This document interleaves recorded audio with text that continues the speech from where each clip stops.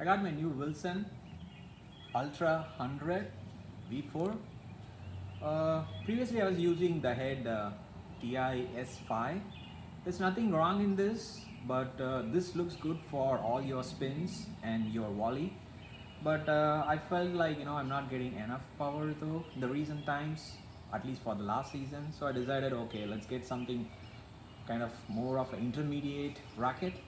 So I just want to develop my game beyond the intermediate. I'm kind of between beginner to intermediate. So this one, right, I think it has a like 100 inches. So I think I should be able to make a nice locations. I should be able to place in the code where I need it though.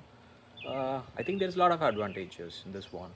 So before choosing this, I tried a couple of other rackets as well, but this one seems to be more promising, and I liked it though. So personally, I chose this one, like of other rackets. This one quite improved my game though. So since it's new, so I'm not able to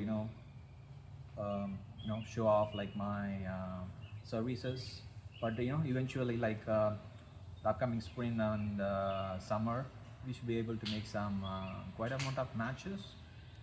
Just keep watching me.